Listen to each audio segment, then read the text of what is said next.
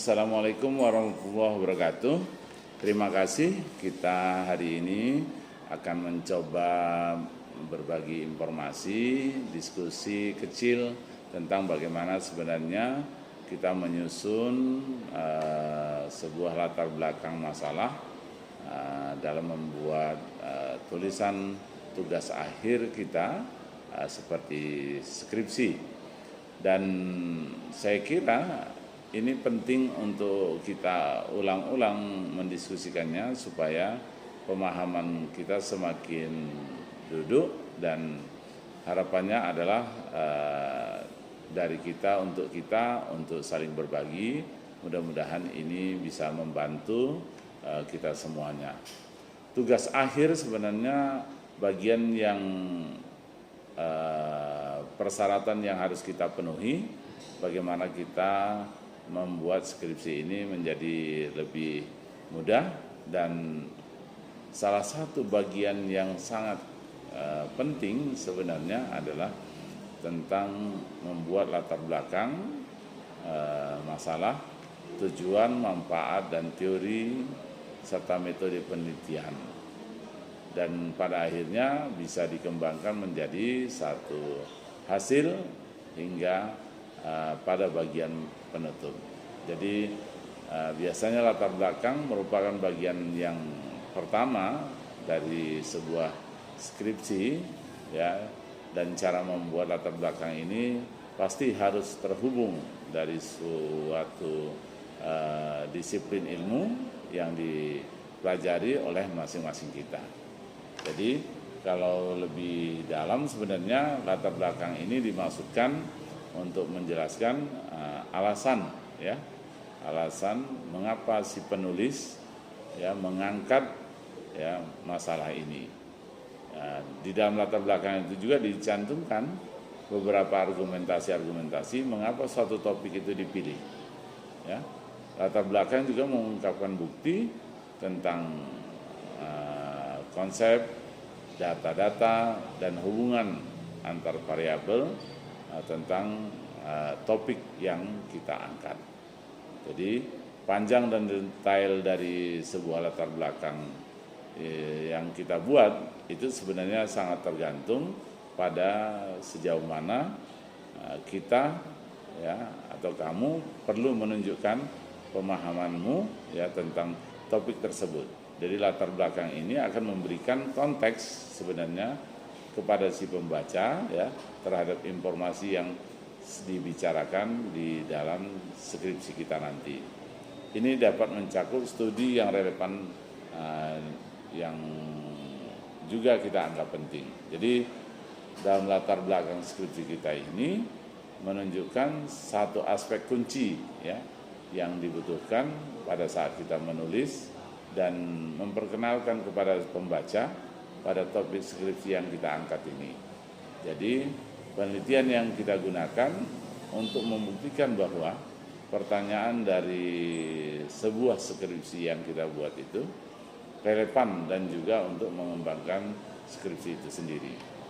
Jadi sebenarnya ada beberapa hal yang bisa dilakukan dalam membuat latar belakang masalah ini. Pertama, lebih mudah kita mengatakan untuk mendeskripsikan topik dari sebuah penelitian itu. Jadi langkah ini sebenarnya langkah pertama yang dilakukan dalam menulis sebuah latar belakang. Mendeskripsikan topik penelitian ini jelasnya adalah tentang detail apa topik penelitian yang kita pilih. Dan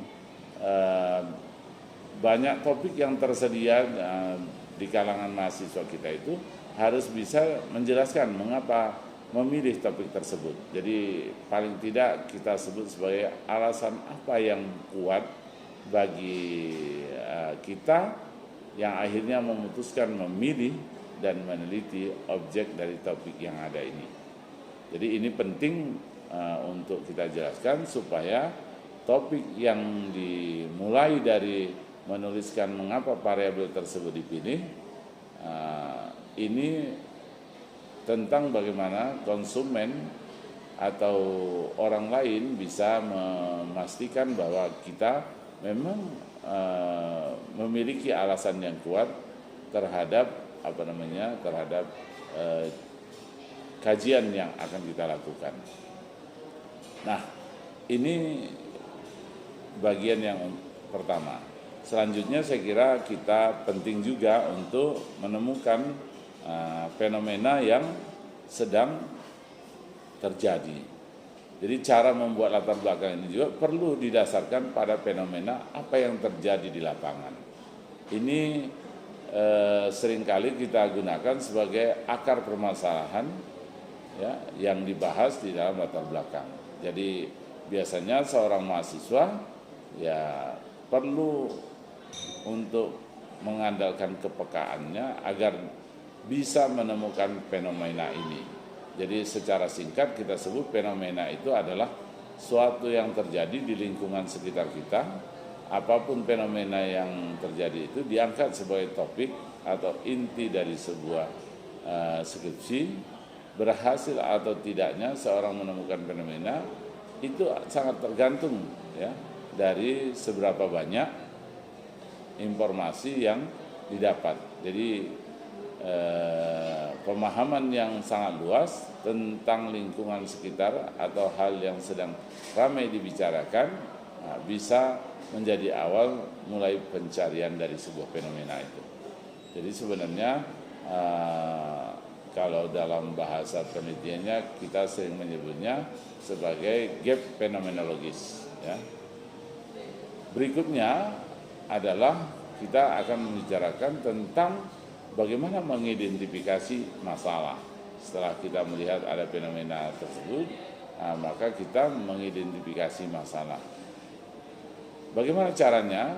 Ya, sebagai calon peneliti atau sebagai seorang mahasiswa, ya perlu mengidentifikasi masalah apa yang ada pada topik penelitian yang kita pilih itu. Jadi jangan memilih objek yang tidak memiliki masalah. Sebab sebuah objek bisa dikatakan memiliki masalah saat ada sesuatu yang tidak biasa terjadi. Jadi misalnya adanya penurunan jualan sepatu olahraga di perusahaan X. Jadi jika mahasiswa itu memiliki bisa mengidentifikasi ya tentang masalah itu, maka akan lebih mudah untuk mencari langkah apa yang akan dilakukan dalam penelitian.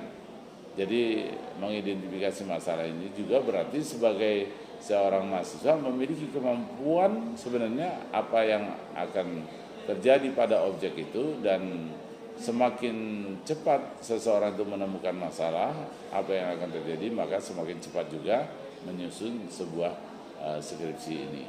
Jadi ini biasanya penting untuk kita perkuat supaya identifikasi masalah ini membantu sekali dalam menemukan mengapa kita mengambil topik ini. Berikutnya adalah fokus ya hanya pada satu masalah. Artinya apa?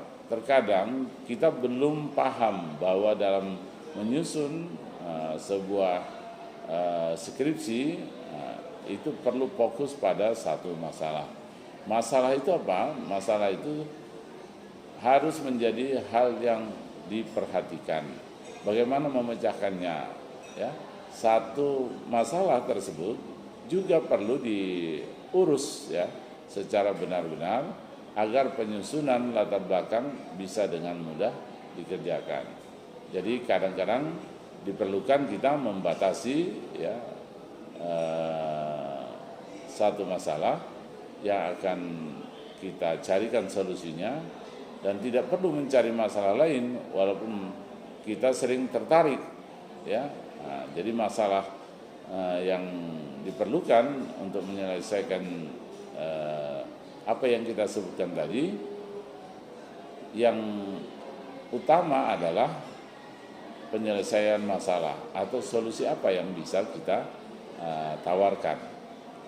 Nah, jika kita sebenarnya sudah fokus terhadap satu masalah, maka sebenarnya pemecahan masalah itu ya nanti akan lebih efektif. Ya. Dan ini penting mendapatkan perhatian khusus ya. Berikutnya adalah yang perlu kita telusuri adalah kumpulan penelitian sebelumnya. Kita sering menyebutnya ini gap riset ya.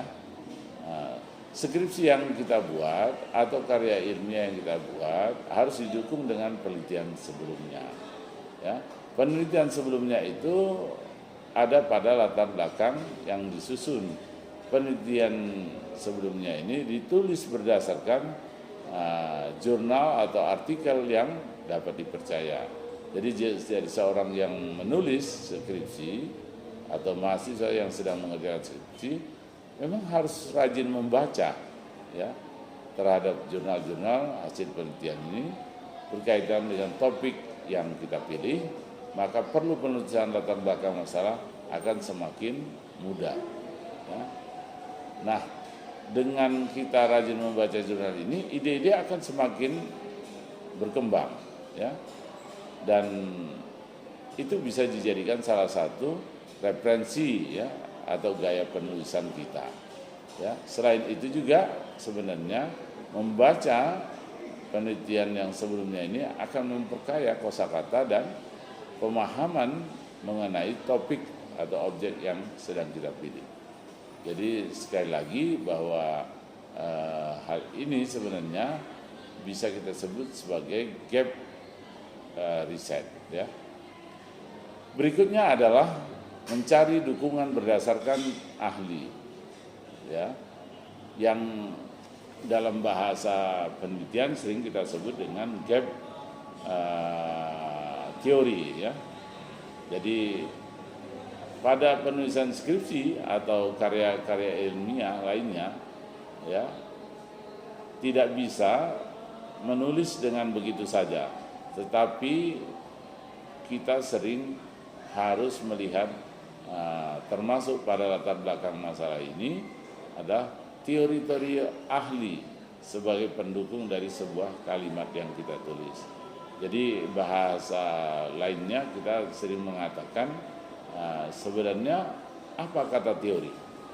Penulisan ini didasarkan pada sumber bukti bisa yang berbentuk textbook atau bentuk-bentuk lain, jurnal banyak yang kita maksudkan. Kita berharap bahwa tulisan-tulisan tentang buku tentang artikel tadi itu haruslah lebih kredibel, ya. Jadi latar belakang yang banyak mencantumkan pendapat dari ahli itu dapat dipercayai bahwa tulisan ini sebenarnya tidak mengada-ngada atau latar belakang yang akan menjadi gerbang utama bagi sebuah tulisan ini, skripsi ini menentukan bagus atau tidaknya tulisan itu nanti.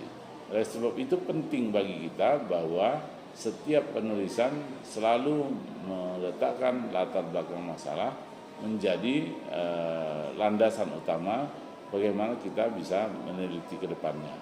Saya kira itu bagian yang utama di dalam bagaimana kita memahami menulis skripsi, terutama di bagian latar belakang, gitu ya. Jadi saya kira ini pentinglah buat kita dalami bersama supaya lebih memastikan bahwa penulisan latar belakang ini lebih terorganisir dengan baik.